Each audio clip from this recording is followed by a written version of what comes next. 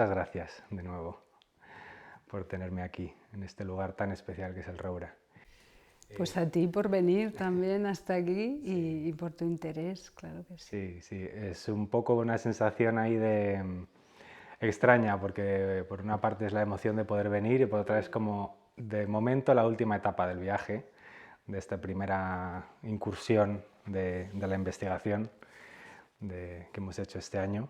Así que con un poco también de ese sentimiento de congoja de ya se acaba, pero bueno, muy feliz de poder terminar aquí.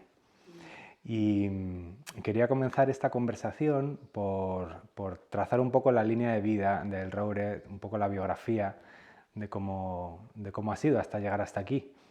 He leído que los primeros años del Roure lo dedicáis a la etapa de 1 a 6 años, desde el 96 hasta que ya os trasladasteis aquí, ¿verdad? Sí, sí. Así fue. Empezamos en el 96 creando un espacio en Barcelona ciudad, que se llama La Casita. Y sí, acogíamos ahí a familias con criaturas desde 1 año hasta 6. Ese es como nosotros trabajamos en esa primera edad. Y luego ya a partir de 2001 ya os establecéis aquí, que estáis celebrando el 20 aniversario este año, nada menos. Sí, sí. Y te quería preguntar un poco de cuáles son vuestras influencias, vuestra inspiración, nuestras líneas de dónde recogéis al principio, en el comienzo, para conformar un poco las bases de vuestra mirada hacia la infancia. Sí, fundamentalmente la base está en el Seitai.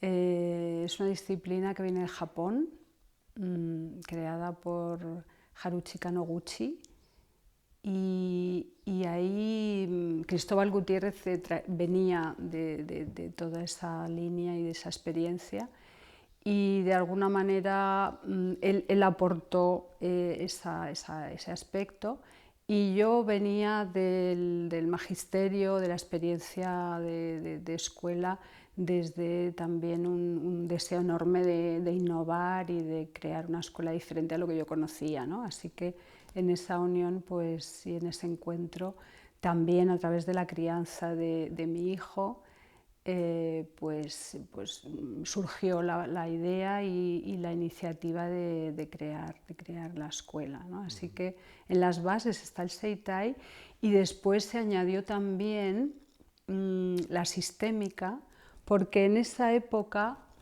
fue cuando Bert Hellinger empezó a venir a España, y nosotros tuvimos la oportunidad de conocerle, y nos impactó mucho todo lo que transmitía. Así que fuimos de una manera muy natural también incorporando todo lo que entendíamos que decía y que transmitía y aportaba la sistémica. Así que eso fue muy rico también. Y después, claro, obviamente hay un montón de inspiraciones y de referentes que vienen de la pedagogía, pero no solo, ¿no? De alguna manera, mi impresión es que estábamos muy abiertos, o yo personalmente, hablo por mí, a aprender, ¿no? A decir, hay algo que es muy importante para nosotros, que está en la base de lo que consideramos que se ha de cuidar en la infancia, y a partir de ahí vamos a ir desarrollando sobre esas bases que te cuento, y sobre la propia experiencia, sobre todo con las criaturas y con las madres y padres también. Vamos a ir desarrollando una línea pedagógica, ¿no? Cada vez más definida y más sólida. Sí, porque esta idea del Seitai, o sea, ¿en qué sentido se inspira para la mirada de construir este espacio? Claro, el Seitai habla del cuerpo regulado, ¿no? Entonces, lo que yo entiendo del Seitai es que está tocando la dinámica esencial de la vida. Es decir, la vida se mueve en una dinámica de tensión y distensión, ¿no? Cuando hay una situación nueva o o de alguna manera difícil, todo el organismo se tensa, ¿no? A nivel intelectual, a nivel emocional, a nivel físico hay una contracción. Y esa tensión es necesaria para poder afrontar esa situación, y después, de una forma innata, involuntaria, todo el organismo hace un movimiento hacia la distensión, ¿no? Así que eso es a lo que llamamos autorregulación nosotros. Ese movimiento que es intrínseco a la vida es el que permite que las criaturas puedan desarrollar todo su potencial y que estén conectados a la vida realmente, ¿no? Así que cuidar eso es una de las bases del Seitai y también de la pedagogía del Roura. Sí, muy interesante. Eso está en muchas tradiciones también, ¿no? Esta posibilidad de afrontar una situación como sea, pero luego también de abrir, y que la tensión en las distintas partes al final es lo que cierra, ¿no? Sí. Una conexión interna, una conexión externa, una conexión con el otro. Sí, o sea, que ese punto de dejar ir, de apertura y de incorporar eso así como eje tiene mucho sentido, ¿no? En cualquier entorno donde el crecimiento se entienda que tiene lugar. Sí.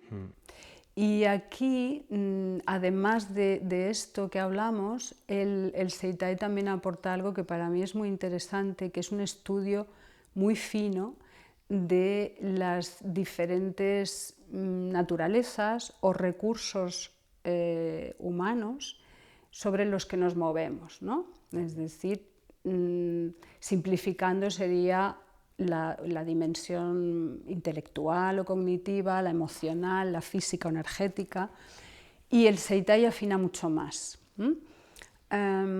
diciendo también que cada uno de esos recursos, esas naturalezas, tienen un aspecto activo y un aspecto pasivo, ¿no?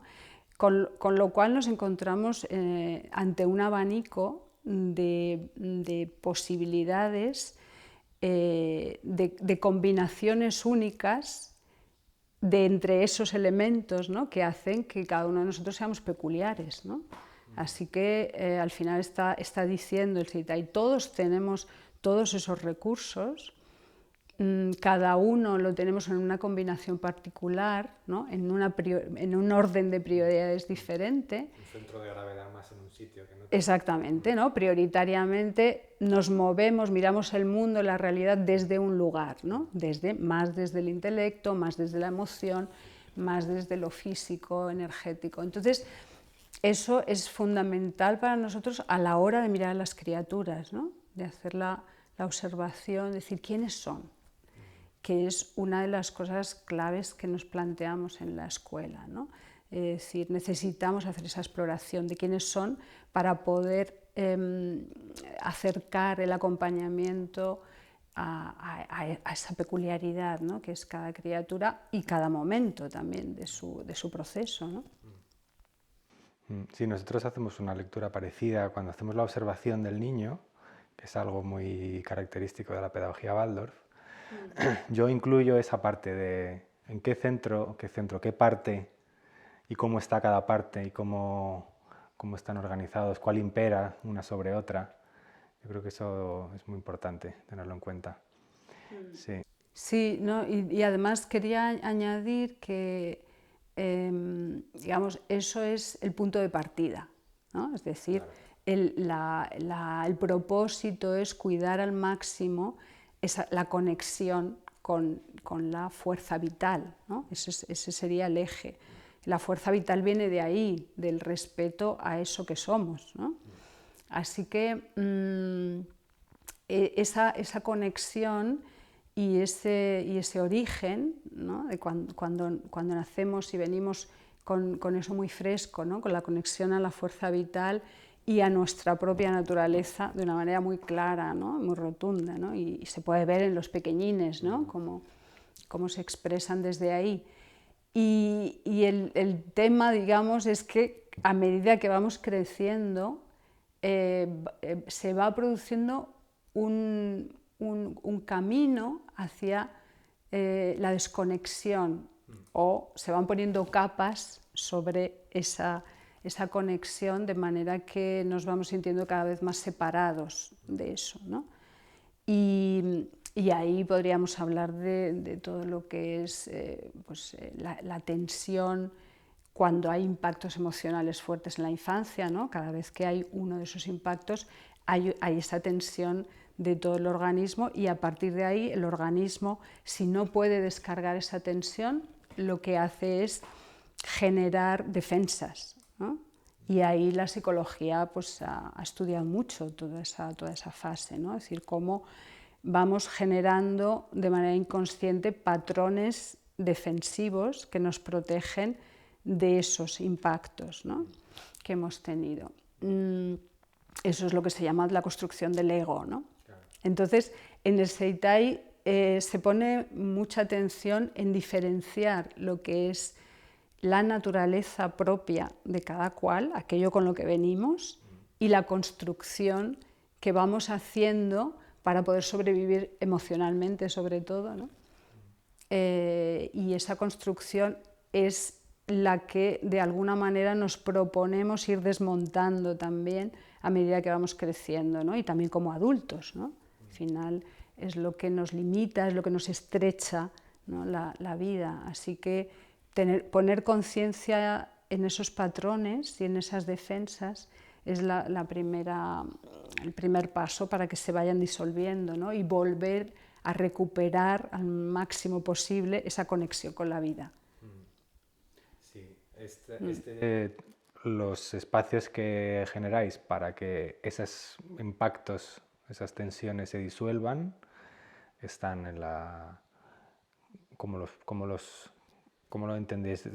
O sea, tenéis, digamos, explícitamente un marco en el que digáis, este es el momento en el que ese tipo de tensiones pueden metabolizarse, disolverse. Claro, fundamentalmente la cuestión es crear un ambiente donde las criaturas puedan, digamos, con toda la libertad del mundo, hacer ese movimiento de me tenso, me relajo, ¿no? Me tenso, me descargo. Entonces, permitir que ese movimiento siga funcionando, siga fluyendo con flexibilidad es la base, ¿no? Es decir, si una criatura, por ejemplo, tiene que ir en coche en su sillita con el cinturón de seguridad abrochado durante un tiempo y es muy pequeña, o es una criatura prioritariamente muy física, eso le generará una tensión, ¿no? Así que si atendemos a eso, cuando ese viaje se acabe y esa criatura pueda salir del coche, sabemos que necesitará descargar esa tensión y por lo tanto podemos facilitar el ambiente para que eso se pueda dar, ¿no? Para que pueda correr, para que pueda gritar, llorar, lo que sea, ¿no?, que son formas de descarga. Así que siempre el ambiente que permita que ese movimiento se dé. Esa respiración, ¿no? Exactamente, exactamente, es lo mismo, ¿no? Y que de alguna manera ese ambiente en general, más allá de esto, sea un ambiente que acoja, ¿no?, un ambiente benévolo, amoroso, que minimice al máximo los impactos emocionales, para evitar que las tensiones que son propias de la vida, que no las podemos evitar ni las queremos evitar, ¿no?, forman parte de la vida, pero sí que evitamos o pretendemos evitar al máximo posible que sean excesivas, ¿no? Excesivas significa que ese organismo no puede con ellas, ¿no? Es más de lo que para lo que está preparado, ¿no?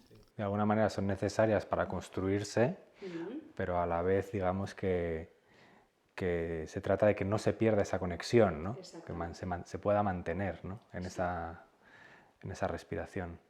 Sí. Además es que decimos eso, exactamente, son necesarias para que la vida se vaya fortaleciendo, ¿no?, para que esa conexión y nuestros recursos vitales se vayan solidificando, madurando, ¿no?, vayan fortaleciéndose. Sí, esta mañana cuando estaba en Arbreda me venía la imagen de un respeto profundo a lo vivo y a todo lo inmenso que es eso, y como si la forma cosifica o lo trata de apresar, entonces esa forma no vale. Entonces esa mirada de que si hay una forma desde nuestro mundo adulto que se trata de imponer sobre lo vivo, entonces, o sea, digamos que he notado como ese respeto a que esto es algo mucho más grande que nosotros, la fuerza de lo vivo, ¿no? Y hay siempre esa mirada de respeto de esto es lo que, digamos, a esto servimos. De alguna manera me venía esa cosa de, porque normalmente lo que utilizamos es la forma para capturar, apresar, moldear y estructurar y canalizar lo vivo hacia una cosa que es una cosa mental o curricular o lo que sea, ¿no? Me venía ese posicionamiento de los acompañantes como de, vamos a ver, esto es lo que hay que cuidar, ¿no? Un poco. Sí, sí, porque y especialmente en nuestra cultura hay una tendencia muy clara a irnos a la cabeza, ¿no? A subir, a interpretarlo todo, ¿no? A interpretar lo que vivimos, a creer finalmente, de tanto interpretar, finalmente creemos que la realidad es lo que estamos pensando, ¿no? Lo que nuestro cerebro está generando. Y sí, aquí constantemente la práctica es esa, ¿no? Bueno, volvamos al sentir, volvamos a lo que realmente está pasando, ¿no? Abrámonos a eso y permitamos que los niños no pierdan esa conexión y activen demasiado el intelecto, ¿no? Sí, sí. Y eso no significa en absoluto que eso no sea válido o que no tenga su función, ¿no? Pero de alguna manera está desproporcionado en nuestra cultura, ¿no? Estamos como, sí, hay una disfunción por el aprisionamiento en lo mental, ¿no? De alguna manera, está desequilibrado. Claro. Entonces, sí, es siempre ese ejercicio, ¿no? de realmente percibir dónde está vibrando la vida, ¿no? En nosotros, en las criaturas y en el entorno que nos envuelve, ¿no? Sí, yo creo que luego podremos volver un poco a eso cuando hablemos de la actividad autónoma y estructurada, pero antes de ir ahí quería volver a esta idea de la sistémica, que me interesa muchísimo, cómo... bueno, el otro día hablando con unas maestras en Madrid, pues no lo conocían. Entonces dije, pues esto me llama mucho la atención.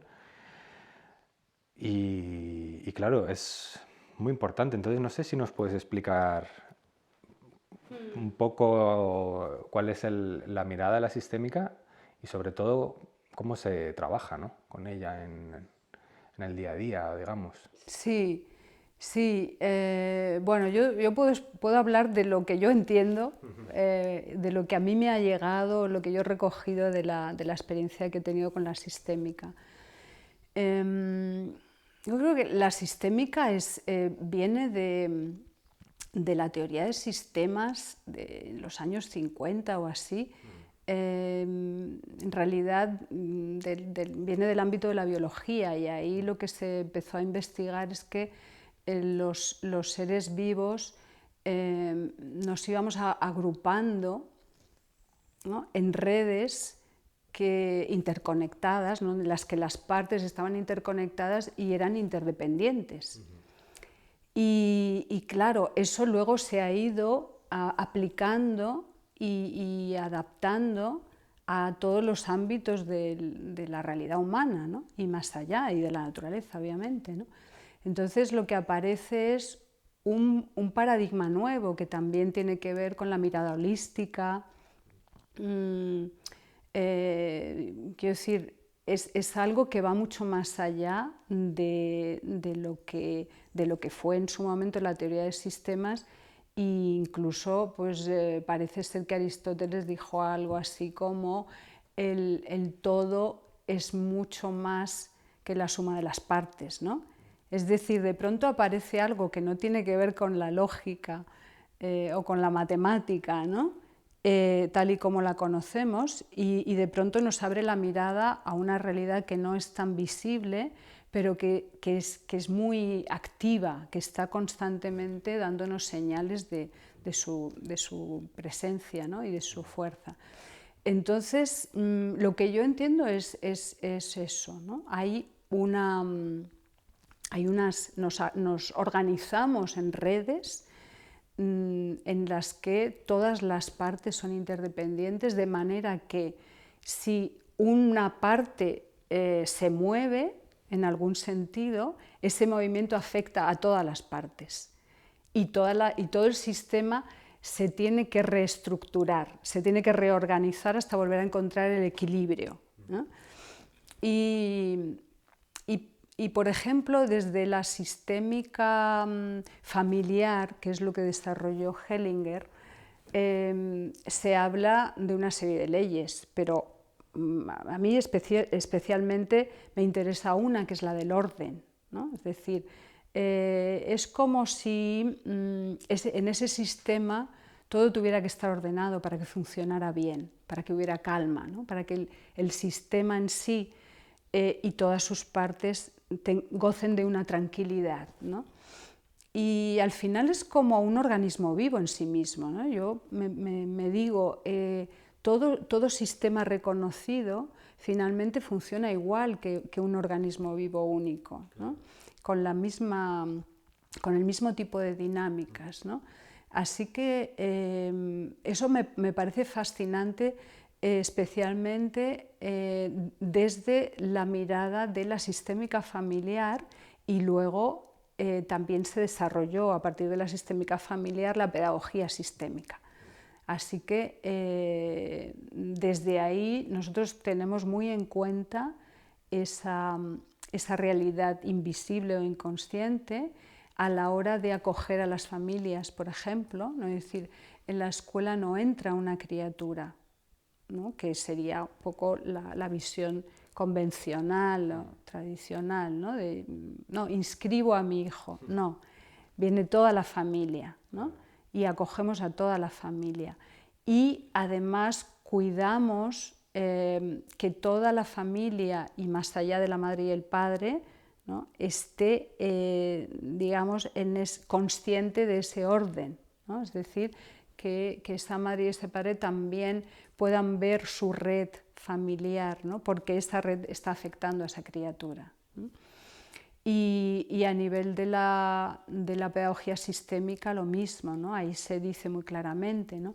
El educador o el acompañante es siempre segundo, ¿no? Otra vez el orden, ¿no? Primero es la familia, después están los otros adultos que son referentes, ¿no? Y muy importantes, pero siempre después, ¿no? Así que siempre que miramos a la criatura necesitamos ver a la madre y el padre, ¿no? Para poder realmente contemplar su realidad, ¿no? su situación. Y más allá de eso, la escuela es un sistema también, ¿no? Así que nosotros hablamos de comunidad. Esta comunidad es un sistema que está formado por diferentes subsistemas, etcétera, y funciona de esa manera también, ¿no? De alguna manera tiene una identidad propia, tiene un espíritu y tiene un movimiento vital también, ¿no? Con sus crisis, con sus momentos de calma, con su momento de intensidad y de actividad, sus momentos de pasividad, etcétera, sí. Y es como decir de manera explícita y con toda la profundidad que trae eso que ya sabemos, que no acoges como dices, no acoges a un niño, a una niña, acoges a una familia y todo su sistema al final afecta, ¿no? a ese eslabón. Y esto a la hora de trabajar, porque, o sea, por una parte está esta toma de conciencia de eso, ¿no? De acoger al sistema de la familia. Pero a la hora de trabajarlo, porque es como a los niños normalmente no les pasa nada, entonces es el sistema el que revierte en ellos las tensiones que sean. Ahora, a la hora de trabajarlo esto con las familias, ¿cómo lo hacéis? Porque a mí me surge siempre un poco esta situación de por ejemplo, en una reunión con unos padres o así, de decir, esta línea digamos que es una cosa ya personal, familiar, que es donde habría que entrar para trabajar lo que se está dando, pero quizás no es mi papel entrar ahí. Entonces se me plantea esa duda. Sí. Sí, nosotros por un lado, como en cualquier otro tema, hay una parte que es la atención al acompañamiento a las criaturas y por otra parte la atención al acompañamiento a las madres y padres, ¿no? Así que en este caso igual. Si miramos la parte del acompañamiento a las criaturas, a nivel sistémico tenemos actividades que tienen que ver con eso, ¿no? Entonces proponemos un árbol genealógico a las familias y eso entra dentro del espacio y está visible para las criaturas. Después, pues un libro en el que las criaturas representen su familia, ¿no? Y eso es muy curioso porque también es como una visión muy subjetiva de lo que es mi familia, ¿no? Y de pronto aparece el perro o aparece o desaparece alguien, ¿no? Entonces todo eso tiene que ver con toda esa mirada sistémica, ¿no? Y a medida que van creciendo lo mismo, línea de la vida, un genograma, es decir, actividades más elaboradas, con más información, más contenido y que se suelen hacer entre casa y escuela, ¿no? Y respecto a las madres y padres, lo mismo, ¿no? Cuando hay algo que realmente vemos que se tiene que mirar, algún malestar interno que vemos en las criaturas, algunas señales que nos están indicando que hay algo que está pasando y que necesita ser mirado, muy habitualmente tiene que ver o vemos relaciones con esa red familiar, ¿no? Entonces, nosotros entramos hasta un punto y también eso tiene que ver con el permiso que cada familia da y digamos hacemos ese trabajo de profundización en esa mirada, sea cual sea, ¿no? de lo que ahí está pasando y muchas veces llegamos al punto en el que pues, podemos recomendar una consulta sistémica, ¿no? Derivar a alguno de los profesionales bien de la sistémica o también de la psicoterapia o de otras disciplinas que pueden apoyar un proceso de transformación de algo que está afectando a esa criatura, ¿no? Sí, muy interesante esto, acoger el sistema de cada criatura, entender la propia escuela como un sistema en sí, con su propia biografía, con su propia dinámica. Y también creo que es muy interesante porque en estos años que es esta, entre comillas, construcción de una identidad, cómo no traerlo, ¿no? a esa construcción de esa identidad, si profundamente se basa en aquello de donde vienes, ¿no? Que es la familia. Entonces, tiene mucho sentido trabajar con ello. Sí, sí, y yo creo que también culturalmente se está recuperando algo que estaba un poco perdido, ¿no? En una cultura y en unos tiempos en los que el individualismo ha sido la tónica, ¿no? Ha sido un valor muy primordial y algo se perdió por ahí, ¿no? Así que en ese sentido creo que es una gran noticia, ¿no? Que podamos ir recuperando todo este conocimiento al final, que es un conocimiento intuitivo si quieres, o lo era, ¿no? Y ahora resulta que está siendo un conocimiento comprobado por la ciencia, ¿no? Y habla, pues la física cuántica habla de eso, ¿no? De las conexiones entre los seres y al final todas las tradiciones, todas las vías espirituales hablan también de eso, ¿no? Así que estamos simplemente como constatando, ¿no? Que hay una realidad de interconexión y de interdependencia y la miramos a cualquier nivel que sea, ¿no? En nuestro campo, pues mirando a las criaturas y mirando el contexto escuela, ¿no? Es parte de la vida, ¿no? Está este libro tan bonito de Fritjof Capra, de la trama de la vida, ¿no? Sí. Donde habla de todos los sistemas en los distintos ámbitos y dimensiones de lo real y muy interesante, sí. Sí.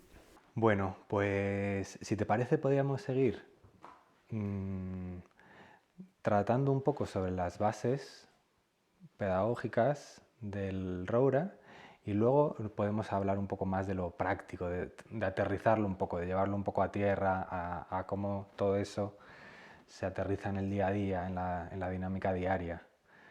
Entonces, sobre las bases del Roura, por donde, bueno, ya hemos hablado de una gran base, pero luego estaría la base, digamos, quizás de la autorregulación, o por dónde podríamos empezar. Sí, para mí esa es la esencia, digamos, lo que hemos hablado, es decir, esa conexión con la fuerza vital es la esencia de nuestro propósito. Porque de alguna manera desde ahí todo es muy fácil, ¿no? Es como que si eso está en su sitio, si hay esa conexión, si no la perdemos, si la mantenemos, si la cuidamos, en las criaturas todo lo demás va solo, ¿no? Va rodado. Obviamente con ese punto que decíamos, de cuando hay una tensión excesiva, entonces hay unas señales que tienen que ver con esa tensión y necesitamos desarrollar la percepción, ¿no? La sensibilidad para poder percibir esto. Esas señales que nos están indicando que hay demasiada tensión porque de ahí van a venir las dificultades, los bloqueos, etc., ¿no? Después, fundamentalmente, el propósito que se deriva de esto, de que se pueda desarrollar el potencial interno de cada criatura, ¿no? Ahí está ese entender también como organismos vivos que somos, que traemos una información diseñada por la inteligencia de la vida, que tiene que ver con eso que decías tú al principio, ¿no? Eso más grande que nos está acogiendo y de lo que formamos parte.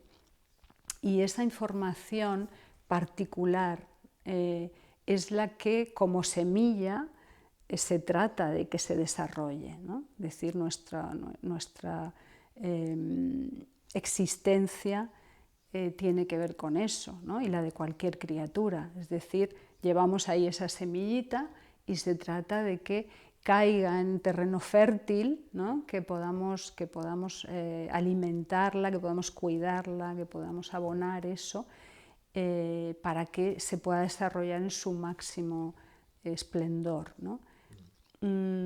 Y desde el acompañamiento pues, se trataría de eso, de ver cómo hacemos para facilitar y para cuidar que eso se lleve a cabo. En realidad es un hacer muy diferente al que conocemos, ¿no? Porque ya necesitamos considerar que es la vida la que está haciendo. Por tanto, el primer paso en nuestra forma tradicional de mirar la infancia y mirar la educación es un paso hacia atrás, ¿no? Es un paso hacia decir, hey, que es que la inteligencia de la vida ya está diseñando la manera de aprender, ya está diseñando cómo conectarnos con la vida, ya está diseñando esos mecanismos, ¿no? Para autorregularnos, etc.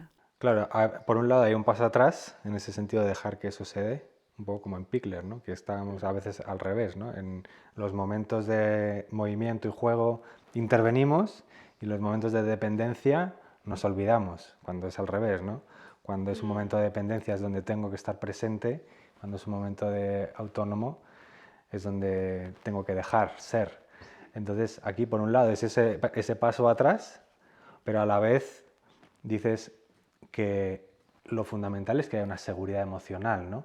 Un sustrato de afecto, y ahí sí que hay una parte activa, porque normalmente, igual que el sistema no entra en la escuela, parece que el ser activos en el cuidado de lo emocional tampoco normalmente se da. O sea, no hay... A veces sí, pero tiene que partir más de uno, como a nivel individual, si lo quiere ofrecer o no, ¿no? No es como una condición esencial de un lugar de crecimiento que tenga que haber de parte del adulto, de manera activa, un cuidado de lo emocional, ¿no? Como base para que se pueda dar.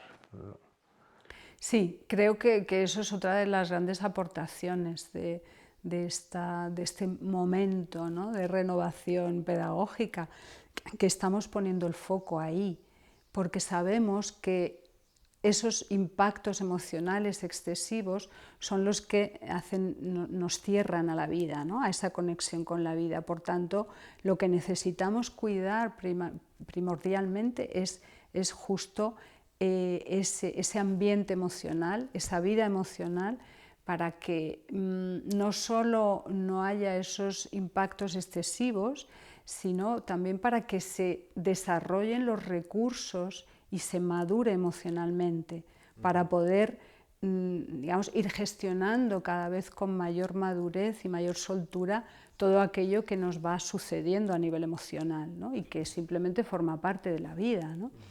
Digamos, la característica en la infancia es el egocentrismo, que es decir, yo quiero que se cumpla mi deseo, y el choque es, y la realidad no responde a mi deseo, ¿no? Por tanto, ahí ya hay un primer conflicto que se va repitiendo y que necesitamos aprender a resolver, ¿no? Es decir, es simplemente un proceso de maduración en el que esa criatura va viendo que además de mi deseo hay otro, ¿no? Hay otro, y ese otro es la realidad fuera de mí, ¿no? Y ahí voy consolidando los recursos para poder incorporar esa realidad, ¿no?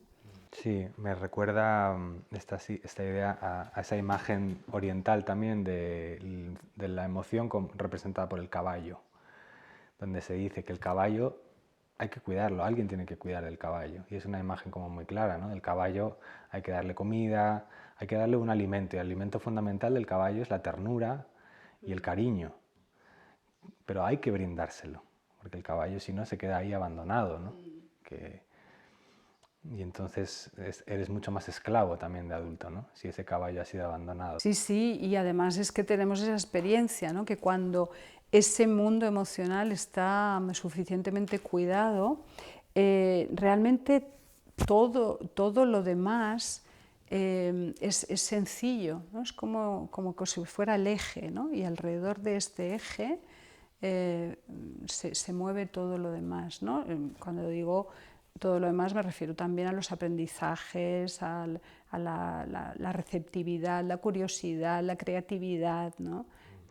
Has dicho antes como esta cosa de tener en cuenta al otro, o irme dando cuenta de que no soy solo yo, que los niños al principio el sol sale para mí, por mí, y todo es desde el egocentrismo, ¿no?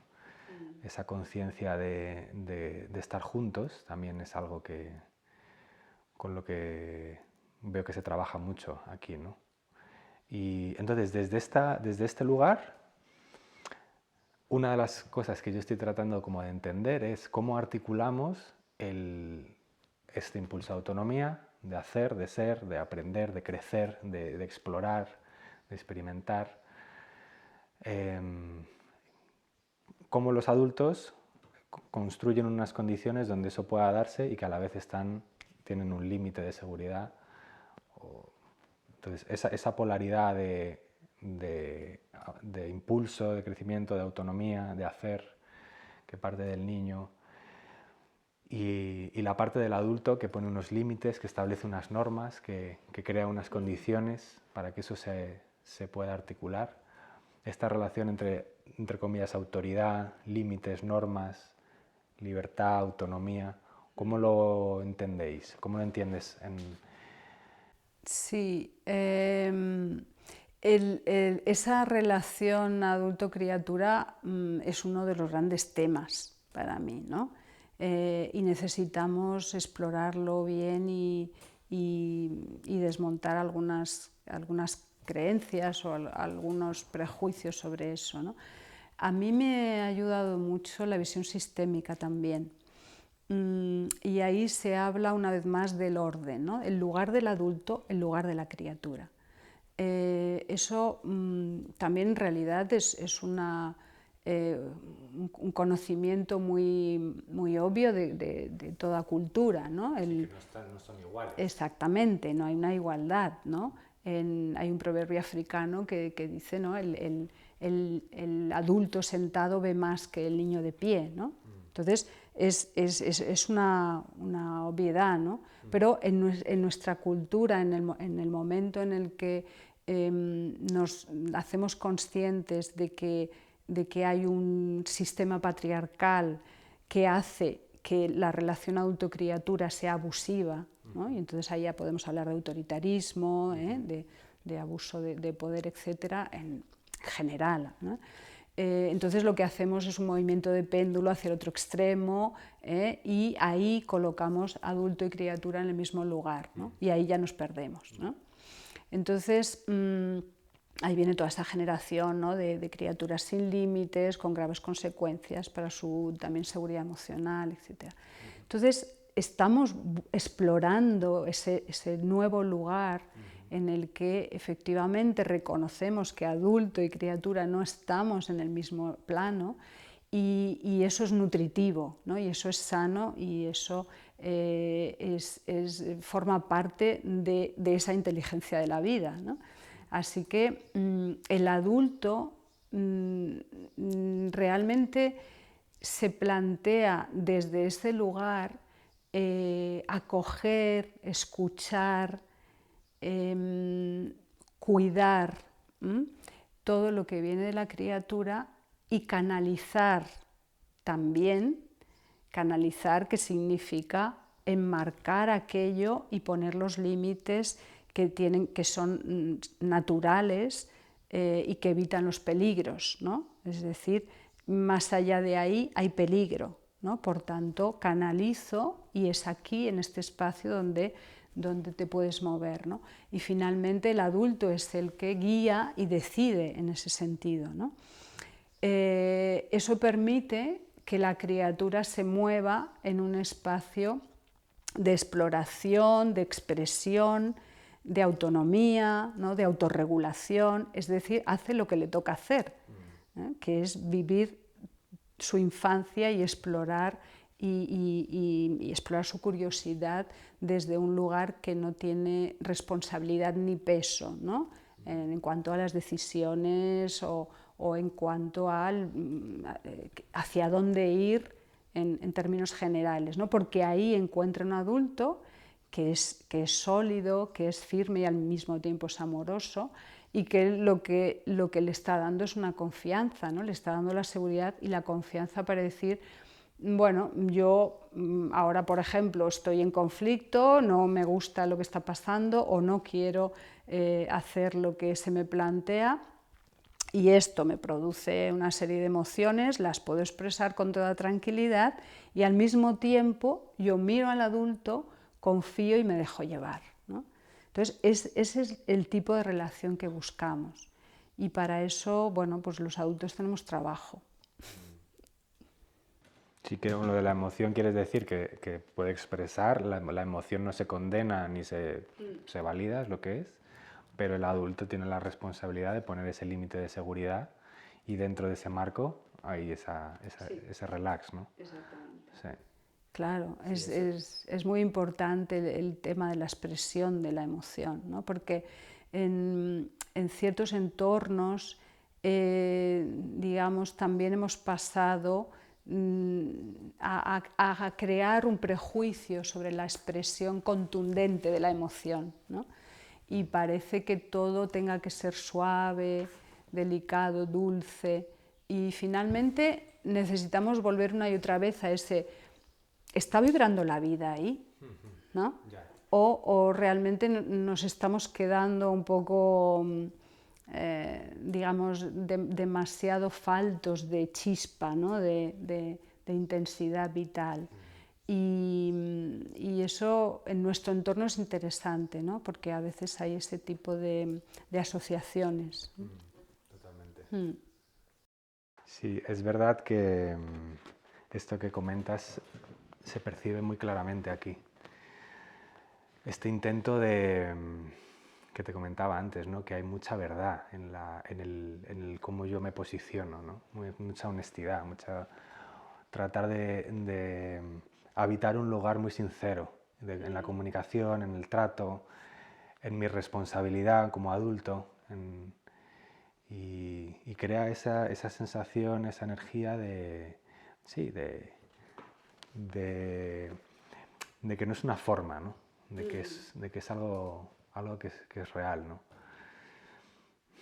Y eso es algo muy, muy importante para nosotros, porque además es muy claro que las criaturas tienen unas antenas impresionantes respecto a eso, ¿no? A la autenticidad, ¿no? A la honestidad de los adultos. Entonces, bueno, para mí tiene que ver con lo mismo de lo que estamos hablando, es que eso está vivo o no está vivo, eso está conectado con tu fuerza vital o no, o es algo que has llevado a las ideas, ¿no? A las creencias y te mueves desde ahí, te expresas desde ahí, ¿no? Desde esto es lo que debo decir, de esta manera es como lo debo decir, etcétera, porque esto es lo correcto, ¿no? o lo bueno desde mi perspectiva pedagógica o lo que sea. Entonces, ahí perdemos la vitalidad, perdemos esa conexión.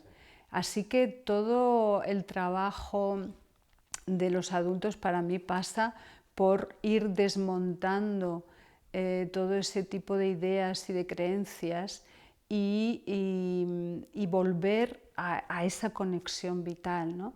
Hay muchísimo sufrimiento de los profesionales y de las madres y padres en ese sentido por este tipo de movimiento, ¿no? De dudo, no sé qué hacer porque no he aprendido a acompañar tal y como yo considero que es sano y conveniente, no lo he vivido yo como niño o como niña y por tanto no lo tengo integrado, entonces necesito aprenderlo, necesito revisar todos mis esquemas y todos mis mecanismos y al mismo tiempo esa inseguridad me lleva a apoyarme en ideas, ¿no? En ideologías, creencias, lo que sea, a través de libros, de cursos, y desde ahí entonces intento localizar qué es lo correcto de esta nueva manera, ¿no? Y ahí para mí está el error, ¿no? Porque lo que estamos proponiendo en este caso es, eso nos despista una vez más, es otra nueva forma de lo mismo, ¿no? De desconectarnos de la vida y desconectarnos de la vida en esa criatura. Por tanto, lo que estamos planteando es vamos a soltar todo eso y vamos a realmente mirar esa conexión con nosotros mismos y desde ahí esa percepción hacia lo que está pasando en esa criatura, ¿no? Es desde ahí, desde donde sale ese acompañamiento auténtico y más allá de que sea acertado o no, esa autenticidad es la que los niños valoran y aprecian y es la que da esa autoridad sana, ¿no?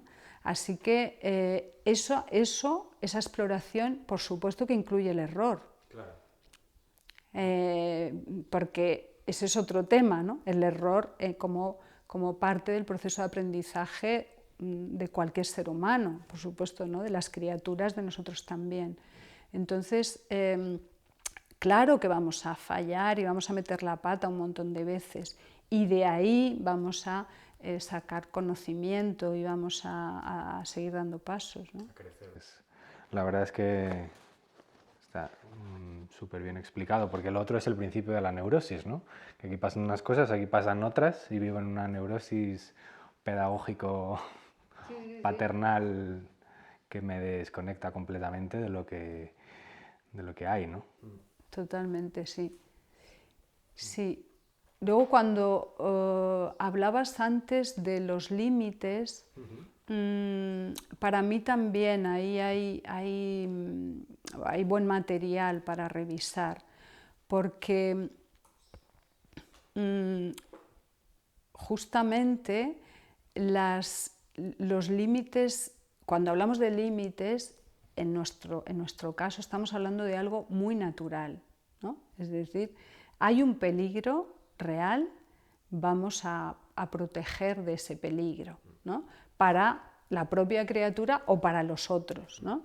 O para un material, siempre es esa misma dinámica. Así que eso es muy sencillo y muy fácil.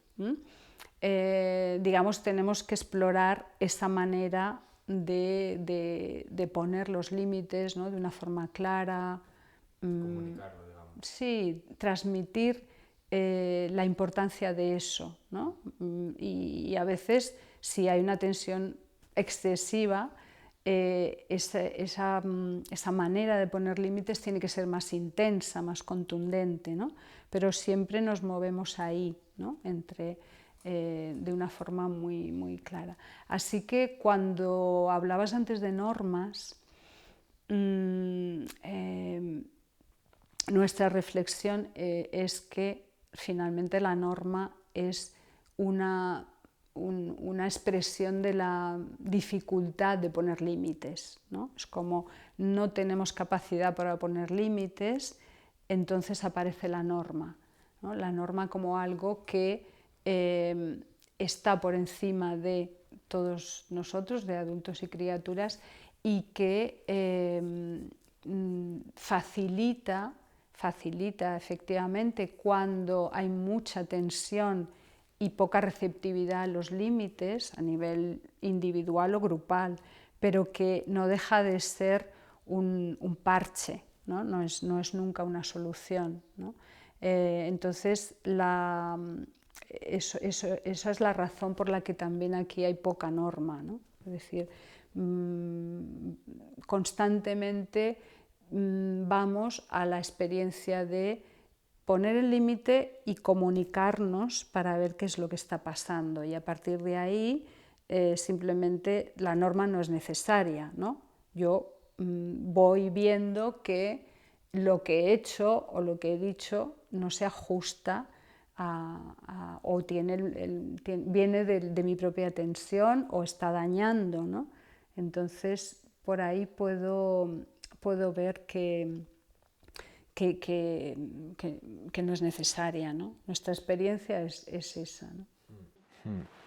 Pero normas del tipo, no sé, cuando hay una reunión grupal, no interrumpir, eso es más una norma, ¿no? En realidad aquí no hablamos de normas. Ya, bueno, pero sí que cuando, en este caso, por ejemplo, ¿no? Una situación en la que hay una reunión y hay una criatura que interrumpe a otra. Lo que estamos favoreciendo en esa situación es que haya conciencia de eso, de lo que está pasando y de lo que genera esa intervención, tanto en uno como en otro. Entonces, esa criatura que es interrumpida estará sintiendo algo muy probablemente, y entonces le damos un espacio para que exprese eso que le está pasando. Y la criatura que está interrumpiendo también está con una necesidad y está sintiendo algo. Y lo que necesitamos es darle un espacio a esa criatura para que pueda expresar su necesidad y que al mismo tiempo sea consciente de lo que está provocando esa manera de expresarla en el otro, ¿no? Por tanto, una y otra vez estamos simplemente poniendo conciencia sobre lo que está pasando. Y a partir de ahí las conductas se van modificando de forma natural. Ya, o sea, es como estar en contacto con la experiencia de lo que sucede y relacionarnos con ello para que no se quede como una norma, como una especie de ley que se impone y ya todos se... Porque aparentemente eso facilita, pero la realidad es que nos separa de nuestra conexión con lo que nos está pasando y de la conexión con lo que le está pasando al otro. Así que es grave. Y hay situaciones muy curiosas cuando en alguna ocasión aquí hemos tenido la necesidad de poner normas porque había en un grupo mucha tensión por diferentes motivos. han sido puestas de una forma transitoria, porque hemos visto eso, ¿no? Que de alguna manera la norma queda como flotando por encima de los adultos incluso, ¿no? Así que se convierte en algo, digamos, enormemente poderoso y realmente es algo que hemos generado nosotros por una pura necesidad o incapacidad de gestionar lo que está pasando en un momento dado, ¿no? Así que siempre vamos a mirar la situación y vamos a tratar de resolverla, de disolver lo que sea conflictivo para que no haga falta la norma, ¿no? Ya. Como que se pone la norma por una incapacidad de comunicar y de responsabilizarme de la situación para resolverla con los demás, ¿no? Básicamente es una especie de muleta tramposa, ¿no? Sí. En algunos casos. Sí, es como, claro, tengo una necesidad, necesito mirarla, necesito verla y a partir de ahí es cuando me hago responsable de ella y después de eso puedo ver lo que provoca en el otro y entonces empatizar, ¿no? Conectarme con el otro y poder ver que eso que yo he hecho ha podido producir un dolor, ¿no? En el otro. Muy interesante. Si te parece, para ir terminando, querría que hablásemos un poco de la parte del aprendizaje, cómo en el Roure se entiende cómo se aprende, qué se aprende. Y una cosa que me ha llamado mucho la atención y que me ha tocado mucho es cómo se percibe el sistema con las familias, cómo las familias, no sé, están y se las sienten tan cercanas al lugar y entre ellas. Entonces sería otra cuestión sobre cuál es el papel de las familias en la escuela. Bueno, sobre el aprendizaje, aquí hay también una aportación muy básica del Seitai que habla del deseo de aprender, ¿no? El deseo innato de aprender. Es algo que tiene que ver con la supervivencia, ¿no? Es muy claro. Tenemos ese impulso, ¿no? De explorar, de incorporar lo nuevo a través de nuestra exploración y a partir de ahí nos transformamos, ¿no? Somos otro. Es decir, el proceso es ese, ¿no? Me pongo en una actitud receptiva, curiosa, me abro, exploro, integro, ¿no? Integro y luego puede ser que me haga consciente o no de lo que he aprendido, ¿no? Pero esa integración lo que hace es transformarme. Entonces estamos hablando de ese nivel de aprendizaje, ¿no? Cuando hablamos aquí del aprender, porque es el nivel que está conectado con la vida, ¿no? Ese nivel que nos permite evolucionar, madurar, finalmente desarrollar ese potencial de la semilla, ¿no? Del que hablábamos antes. Entonces, claro, curiosamente, esa forma de aprender yo la visualizo como una telaraña de esas que no son perfectamente ordenadas, ¿no? Esas telarañas que al final, bueno, es una especie de hilos que van en 1000 direcciones y están todos conectados, pero tampoco están, digamos, construyendo una forma muy geométrica, ¿no? Y lo digo porque me doy cuenta de que las criaturas y nosotros mismos, ¿no? Aprendemos de esta forma, de una forma que es no lineal, ¿no?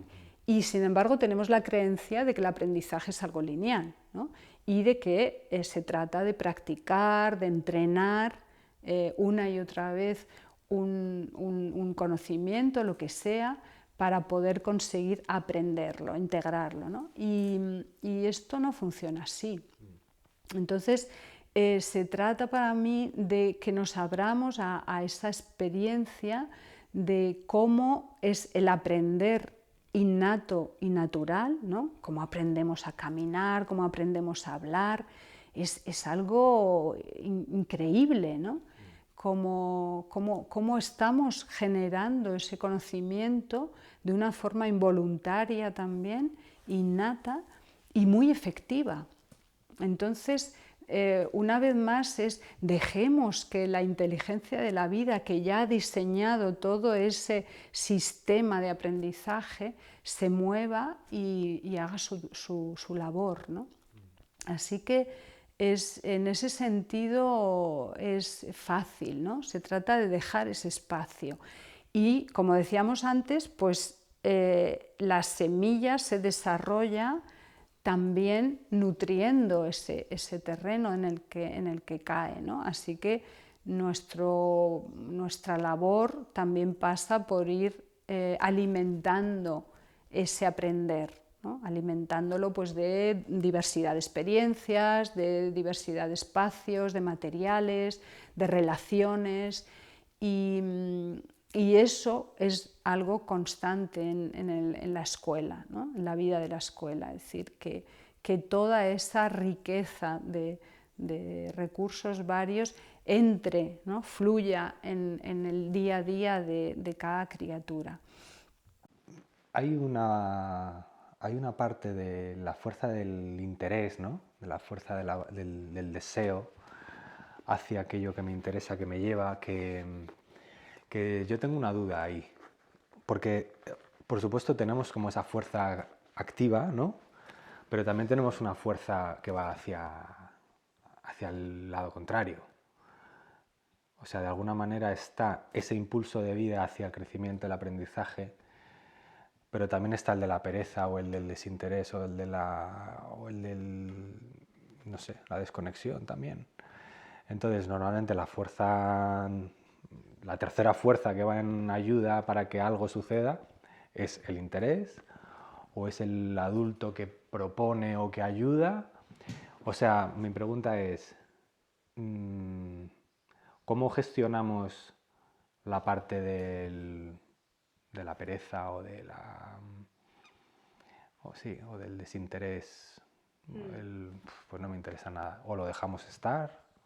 Claro, aquí, como en cualquier otro caso, no podemos generalizar, ¿no? Porque necesitamos saber de dónde viene esa pereza, en ese caso concreto de esa criatura en ese momento dado. En realidad, la pereza, el vacío, la inactividad, ¿no? O la pasividad son aspectos de la vida, es decir, finalmente forman parte de ese todo al que le llamamos vida, de esa respiración que decías tú antes, ¿no? No podemos estar siempre en actividad, siempre en iniciativa, siempre entonces esa dinámica de la que hablábamos antes también tiene que ver con eso, ¿no? La actividad y la pasividad, la iniciativa y la observación, ¿no? Constantemente es un diálogo de opuestos. Claro. Entonces, esto también a nivel cultural nos cuesta mucho, claro, porque hay estos valores en nuestra cultura, ¿no? De lo bueno es la acción, tomar iniciativa, etc. Y entonces ahí tenemos que afinar, ¿no? Es decir, bueno, que esos momentos de vacío, de pasividad, de pereza, como tú dices, ¿no? De aburrimiento, ¿no? Hay muchos niños que lo expresan así, estoy aburrido. Y ahí nosotros indagamos o les llevamos a indagar, es decir, ¿qué quieres decir cuando dices que estás aburrido? ¿No? ¿A qué te refieres? ¿Qué te está pasando? ¿No? ¿Qué sientes? Y normalmente es una sensación incómoda porque culturalmente no está bien vista y en realidad es una situación de no sé, ¿no? De no quiero hacer, no tengo impulso de hacer, tengo impulso de estar, de ser, ¿no? Puede ser más contemplativo, más hacia la observación, más hacia la interiorización, más hacia la distensión que viene de ha habido demasiada acción, ¿no? Entonces necesito, ¿no? Y todo el organismo hace hace ese movimiento, ¿no? de relajo y de bajón, y de pronto te quedas como en un limbo, ¿no? de vacío. Entonces, eso es necesario, es imprescindible para la vida. Necesitamos validarlo también, ¿no? legitimarlo. Y entender también que es fértil, ¿no? que es un vacío fértil y necesario para que en otro momento haya otro nuevo momento de actividad y de iniciativa, ¿no? Totalmente. Y ya como última parte sobre esta parte del aprendizaje, el otro día hablábamos del aprendizaje autónomo. Bueno, aprendizaje autónomo. Hay como a lo largo del día está esta polaridad de entre tiempos autónomos, de trabajo autónomo, y tiempos de trabajo estructurado. Y tú me decías, bueno, también son maneras de llamar a las cosas, ¿no? O sea, que enseguida queremos tener conceptos y separar cosas unas de otras y tal, pero bueno, que lo importante no es irnos al concepto y separarlo, sino estar ahí también. Y entonces eso, si nos puedes explicar un poco a qué se refiere cada uno de los dos. Y luego, también hablando ayer con Paco, me explicaba muy bien el cómo es el acompañamiento del tiempo autónomo. Bueno, nos hemos cambiado de espacio, que había una reunión en Siderers.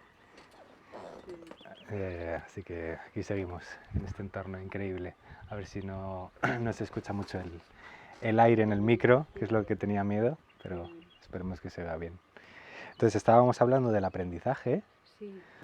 como de este impulso natural, que de alguna manera es innato y en cierto sentido a veces inconsciente, ¿no? de involucrarme con el entorno, y que un proceso natural que forma parte también de la vida, ¿no? Y entonces eso luego lo llevamos a eso que hemos llamado entorno de crecimiento, escuela, y cómo se estructura en el día a día, ¿no? Un poco. Sí, ahí me parece muy interesante eso que comentamos en algún momento de tener en cuenta la dificultad, ¿no? Porque hay también una especie de creencia en este entorno educativo en el que nos movemos, que dice que es suficiente con dejar a las criaturas que hagan lo que quieran hacer y eso mismo, ¿no? esa experiencia misma, esa libertad misma irá produciendo esos frutos que queremos, ¿no? Así que necesitamos incluir ese punto, ¿no? ese pequeño gran detalle de la tensión excesiva que produce resistencias, dificultades, bloqueos, rechazos, ¿no? ante determinados aprendizajes, ¿no? Entonces, pongo un ejemplo, ¿no? Había una niña que había sufrido una experiencia escolar violenta, en el sentido de que la habían castigado por no haber escrito suficiente a lo que era la silla de pensar, ¿no? En la silla de pensar, pues la experiencia que ella había tenido había sido muy dolorosa, de separación, etc. Y había quedado una impronta emocional negativa respecto a la escritura. De manera que cuando llegó aquí no había forma de que ella escribiera, había un rechazo absoluto a eso. Y pasó tiempo y tiempo en esa misma situación, ¿no? Rechazo absoluto a escribir y digamos sí que se la veía como muy tensa respecto a eso, ¿no? Entonces ahí detectamos una dificultad, podemos investigar, podemos explorar de dónde viene esa dificultad y vemos que ahí hay algo que sanar, ¿no? De alguna manera. Entonces, lo que planteamos es, vamos a dejar un espacio, vamos a dejar un tiempo para que eso se reconcilie por sí mismo, se autorregule por sí mismo, es decir, esta criatura vaya viendo que en este contexto nuevo en el que está no va a haber ese tipo de presiones, no va a haber ese tipo de actuaciones y que puede dejar esa resistencia, ¿no? Ese rechazo. Pasa un tiempo, ella va viendo que a su alrededor hay situaciones amables, ¿no? Agradables, relacionadas con la escritura, y que los demás escriben con placer, digamos, ¿no? Así que al cabo de un tiempo esa criatura empieza a escribir, digamos, tímidamente, y finalmente acaba disolviéndose ese nudo, ¿no? Así que aquí siempre mirar esa tensión, mirar las señales que produce esas tensiones internas que llevan las criaturas de una manera o de otra, ¿no? A causa de experiencias impactantes, eso es imprescindible aquí, para poder detectarlas y poder intervenir de acuerdo a ellas. Luego, por otra parte, en el funcionamiento del día a día, constantemente establecemos diálogos, ¿no? Diálogos entre mi deseo individual y lo que llamamos la conciencia de grupo, ¿no? Momentos en los que yo elijo qué quiero hacer, con quién, dónde, qué actividad con respecto a qué materiales, etc. Y momentos en los que lo que prevalece es el grupo y sus necesidades, ¿no? Entonces, en el día a día la estructura es muy simple, pero está diseñada con ese diálogo, ¿no? Momentos en los que tú puedes elegir, momentos en los que hay una actividad de grupo. Esas actividades de grupo, pues, almorzamos juntos, recogemos los espacios y los materiales juntos y nos reunimos juntos. Y después hay una serie de, digamos, otro diálogo sería ese diálogo entre lo que tú comentabas antes, ¿no? Esa actividad autónoma y esa actividad estructurada. Y ahí, respecto al tema de la actividad, se abre todo un horizonte, ¿no? Que, como decías antes, tiene que ver con, le tenemos que poner nombre para poder explicarlo, ¿no? Y además de eso, tratamos de que ese ponerle nombre no nos lleve a separarnos de esa experiencia. Y esa experiencia es la experiencia de el presente vivo, con toda su intensidad y con toda su fuerza, aportando riqueza, aportando ese alimento, ¿no? a cualquiera de las criaturas que están ahí. Ese presente vivo, en momentos, es espontáneo, es parte de la incertidumbre, de la sorpresa, ¿no? Es lo que aparece, tanto a nivel individual, ¿no? De lo que yo quiero hacer, de lo que me está pasando, de lo que yo puedo expresar, de lo que me pasó ayer en casa, de lo que sea, que lo traigo aquí. Y puede ser también, pues, experiencias que vienen de estímulos que aparecen en el entorno, ¿no? Tú has vivido ayer en la disección de la serpiente, ¿no? Pues de pronto aparece una serpiente muerta y se para todo, ¿no? Sí, se para absolutamente todo. ¿Por qué? Porque es que ahí está esa vibración de la vida que decíamos, ¿no? Entonces eso irrumpe con tal fuerza que todo lo que está programado para ese día se queda en segundo lugar, ¿no? Eso es a lo que nos referíamos. Entonces, eso es lo fundamental en nuestro caso. Esa división entre la actividad estructurada y la autónoma tiene que ver con dos experiencias que son diversas, ¿vale? Nosotros priorizamos ese presente vivo y lo demás es, vamos a organizarnos, vamos a organizar el horario, vamos a organizar los tipos de actividades, ¿no? Formatos diferentes, formato de investigación, formato de amigos por carta, formato de genograma, formato de taller colectivo, lo que sea, ¿no? Pero siempre con esa flexibilidad para que no tape a esa prioridad, ¿no? Del presente que aparece ahí con toda su intensidad y su riqueza. Entonces, la actividad autónoma es esa que cada criatura elige en cada momento, y la actividad estructurada es la que trae el equipo preparada en relación al currículum y también a la recogida de intereses que se hace en el grupo.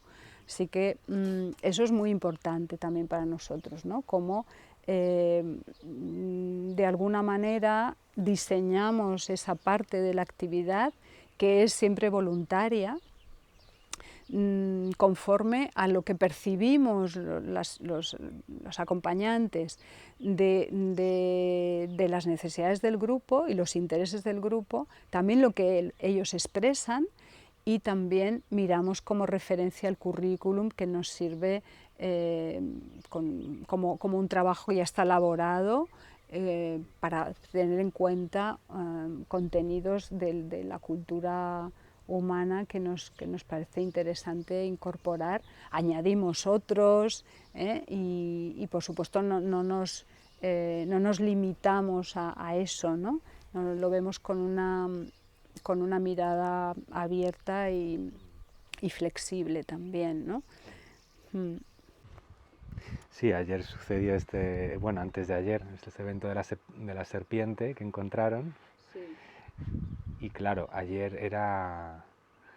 O sea, hay tanto ahí, ¿no? Imagínate una serpiente que tenía unos bultos, entonces había comido algo, y hubo un trabajo de ver dónde se había encontrado la serpiente, cómo podía haber muerto, qué tipo de serpiente, toda una investigación, una serie de hipótesis que se elaboraron, y luego el momento de abrirla, de diseccionarla, el contacto con la muerte, ¿no? de un animal que hay en este entorno, en fin, un infinito de posibles aprendizajes que hay, y además se unieron todos los grupos, se unieron desde siderers, desde los pequeñitos hasta los más mayores, en esa situación que se dio, ¿no? Como un suceso.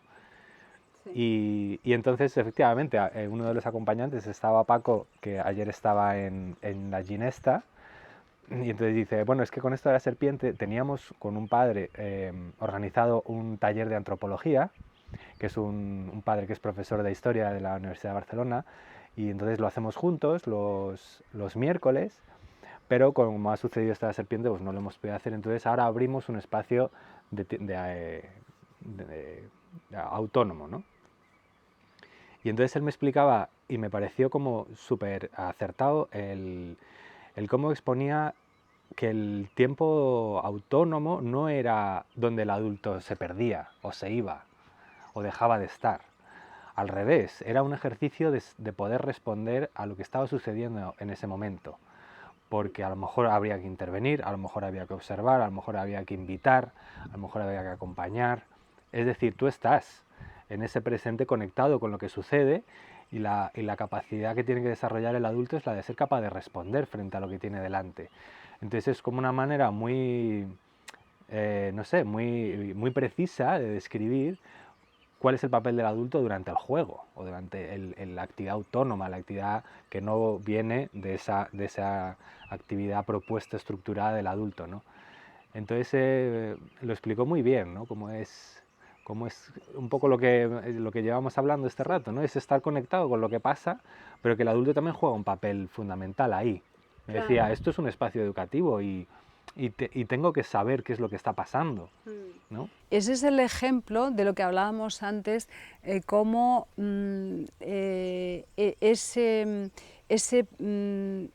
ese alimentar la curiosidad de la criatura, ¿no? Hay esas ganas de aprender, ese impulso de explorar, y nosotros estamos nutriendo eso, ¿no? Y en la actividad estructurada parece muy claro, ¿no? Porque digamos, el rol del educador o del acompañante es preparar la actividad, etcétera, etcétera.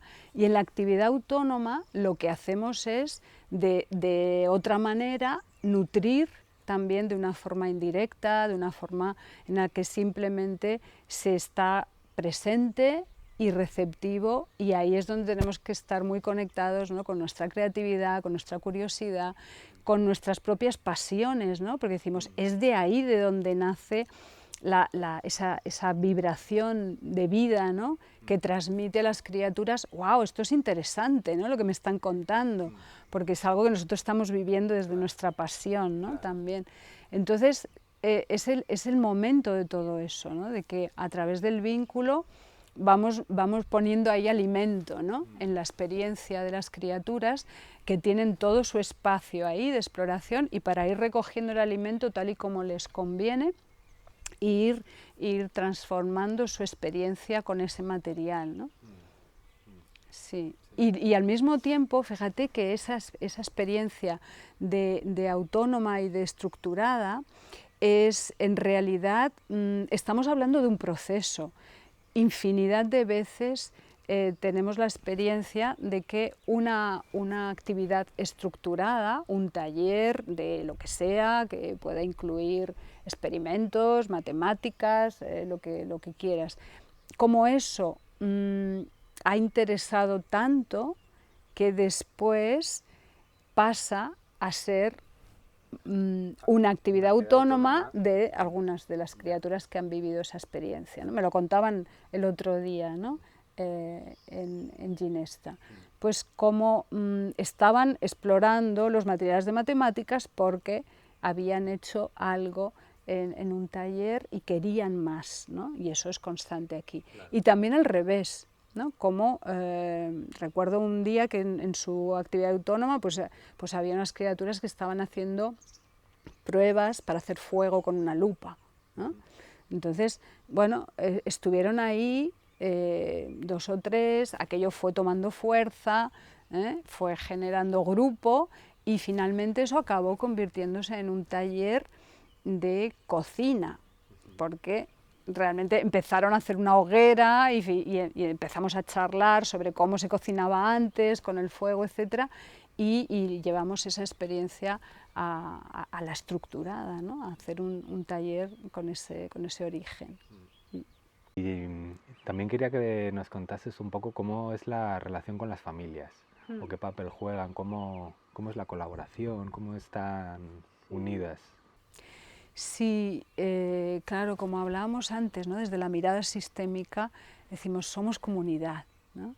Y es algo que aún nosotros estamos explorando, porque también culturalmente es algo muy ajeno, ¿no? Que también se ha perdido en buena medida. Entonces estamos intentando recuperar eso, qué significa ser comunidad, ¿no?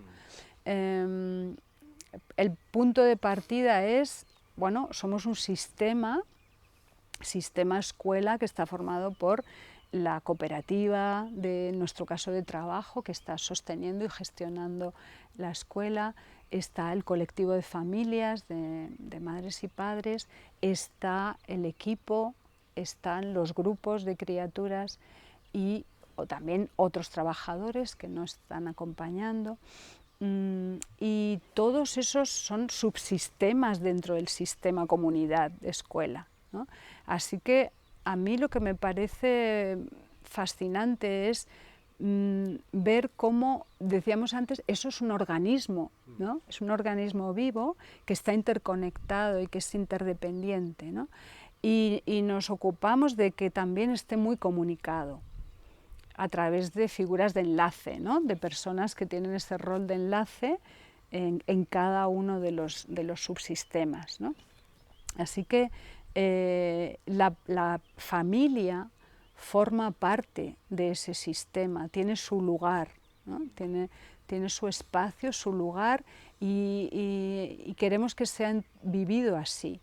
No simplemente pueden entrar a la escuela, sino que forman parte de la escuela, son la escuela, ¿no? Entonces, desde ahí hay diversas formas de participación. Por supuesto, lo que es todo el proceso de acompañamiento con las personas del equipo, con las que cada una de las familias se comunican, ¿no?, en reuniones, para ir viendo el proceso de su criatura y el proceso familiar, cómo va avanzando, ¿no? Ahí es fundamental, cuando detectamos esas señales de uy, algo está pasando, tenemos que mirarlo, aquí hay alguna tensión que se está expresando así o asá, vamos a ver, necesitamos ese compartir, esa comunicación de mucha confianza, ¿no?, para poder entrar siempre hasta donde la familia quiera y pueda, en el origen o en lo que provoca esas tensiones, ¿no? Esa sería una parte fundamental. Pero después hay todas la participación como grupo de familias, ¿no?, como grupo de familias en nuestro caso, de diferentes etapas, ¿no?, y llamamos grupo de pertenencia al grupo de familias que pertenece a cada etapa. Y esos grupos de familias se reúnen con el equipo también en diferentes momentos del curso. En esas reuniones abiertas absolutamente a lo que venga de cada una de las dos partes, se preparan colectivamente también entre el equipo y las familias, se van desarrollando temas del interés del momento, ¿no? Además de eso, pues también hay la posibilidad de entrar en la actividad con los grupos, ¿no?, que eso desde el primer momento siempre ha estado, y es una experiencia que a nosotros nos parece muy rica, ¿no?, para las madres y los padres que lo hacen, y también para el equipo y para los grupos, ¿no?, porque de repente estamos ante ese conocimiento enorme, gigante, ¿no?, que viene de toda la comunidad, ¿no?, no solo de las personas del equipo o de mi interés por algo, sino que de pronto hay un montón de pasiones, de conocimientos, de saberes, de sentires, ¿no?, de maneras de transmitirlo también. Es enorme la riqueza. Entonces, por eso sí, comunidad, claro, a alimentarnos mutuamente de toda esa riqueza, ¿no? También nos importa mucho esa experiencia de relación entre casa y escuela, ¿no? Es decir, si partimos de la base de que ese aprender, ese deseo de aprender innato es continuo, pues ya rompemos el esquema de hay aprendizajes escolares y aprendizajes extraescolares o familiares, ¿no? Entonces, tratamos siempre de que haya ese hilo, ¿no?, esa corriente de comunicación del aprendizaje y más allá, entre casa y escuela, ¿no?, materiales que van y vienen, experiencias que se viven fuera, que vienen y entran en el grupo y generan otras actividades y otros procesos de aprendizaje. O sea, hay todo ese entramado, ¿no?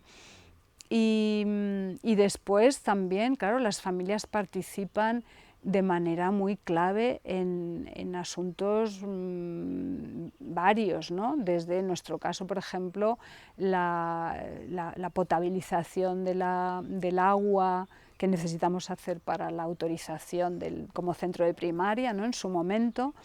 Las fiestas que hacemos, ¿no?, por ejemplo, ahora la celebración de los 20 años, pues también, ¿no?, sin el apoyo de las familias imposible llevarlo a cabo, ¿no?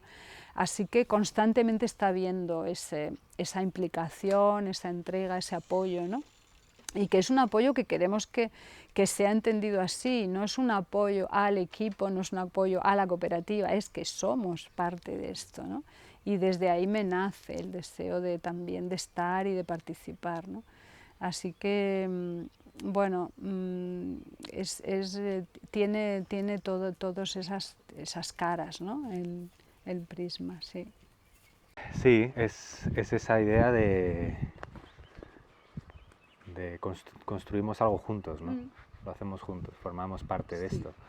Sí, y además esto de que sea poroso, ¿no?, que los padres puedan estar en el ambiente, que ves que hay padres de repente que se quedan un buen rato porque se percibe eso, ¿no? Como una calidez entre todos los adultos muy, muy bonita, ¿no? Y de nuevo con esa cualidad de realidad, ¿no? De verdad, que no es nada forzado ni nada, o sea, es como muy natural, ¿no? De parte de todo el mundo, ¿no? Muchas veces hay madres y padres que expresan, es muy intenso, ¿no? el estar en una escuela como esta, porque al final también no solamente confío en vuestro trabajo y dejo a mi criatura aquí en vuestras manos, sino que realmente se están exponiendo a toda esa experiencia, ¿no? Claro, al final es una experiencia de transformación, ¿no? Es decir, a mí me está tocando esto, sé que todo lo que yo traigo y transmito le está afectando a mi criatura y por tanto me hago consciente, ¿no? de todo lo que conviene que vaya mirando sobre mí mismo y transformando también, ¿no? O sea que al final, pues claro, siempre decimos comunidad de aprendizaje para los adultos y las adultas y para las criaturas, ¿no? Estamos en lo mismo. Y necesitamos, como tú decías, estar unidos también en eso, ¿no? Ir juntos todas las partes, ¿no? para que realmente eso sea algo significativo, ¿no? que cale dentro. Sí, estar abiertos a ser transformados también por el propio proceso, ¿no? de la paternidad, de la vida. Y eso implica pues una exposición, ¿no? De lo que eres, de dónde estás, de lo que puedes, de lo que traes. Sí, al mismo tiempo eso, cuidándonos mucho, ¿no? También esos mismos criterios de dejarnos espacio, dejarnos el tiempo para nuestros propios procesos, ¿no? de respetarnos también bueno, en nuestro recorrido vital, ¿no? y de lo que en cada momento somos capaces. También las formas de comunicarnos, ¿no? También aquí, por ejemplo, es importante la comunicación consciente, ¿no? La comunicación que puede inspirarse en la comunicación no violenta, por ejemplo, ¿no? Y que está hablando de eso, ¿no? Cómo podemos ir viendo nuestras necesidades, ¿no?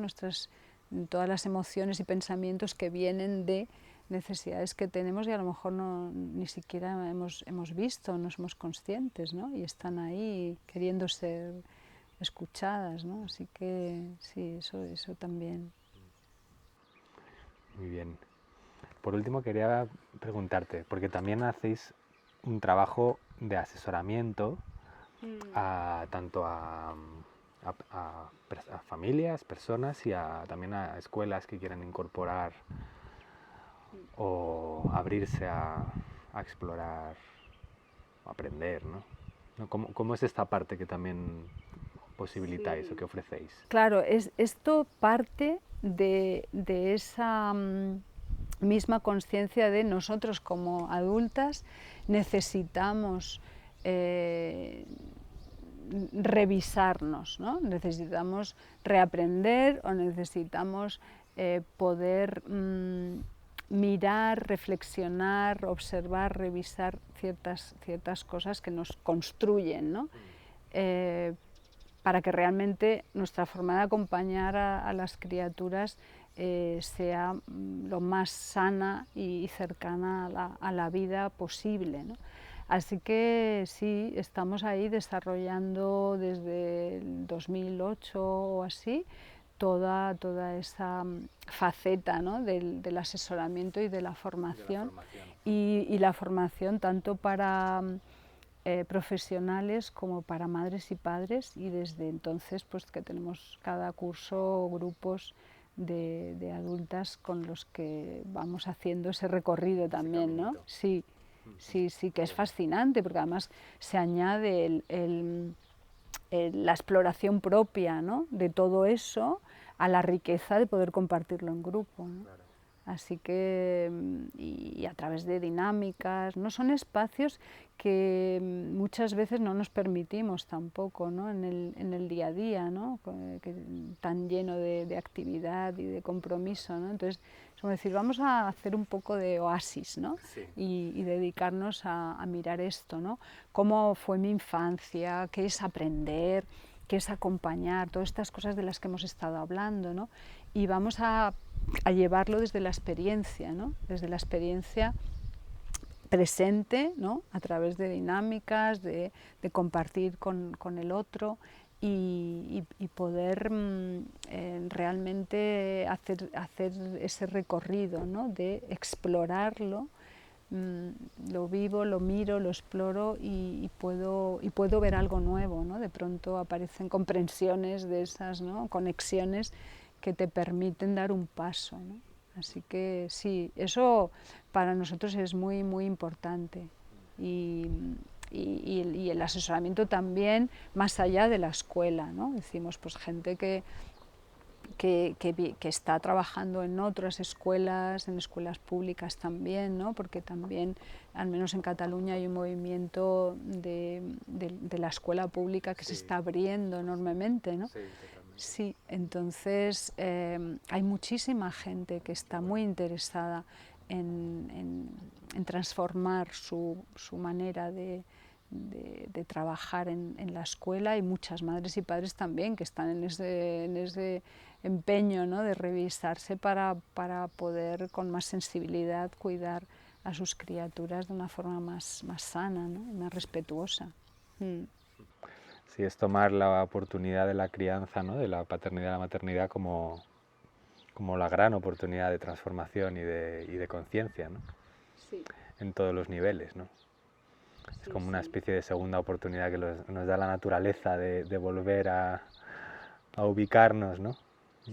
Sí, yo también lo vivo así. Realmente somos unos privilegiados, ¿eh? Los que tenemos contacto con las criaturas y podemos estar en esa experiencia de... Sí, porque además, claro, te van reflejando todo con una intensidad y una claridad pasmosas, no hay manera de escapar, ¿no? Así que sí. Estamos de suerte. Estamos de suerte. Pues nada, la verdad es que un lujo, es un paraíso esto, para todos, para los niños y para todos.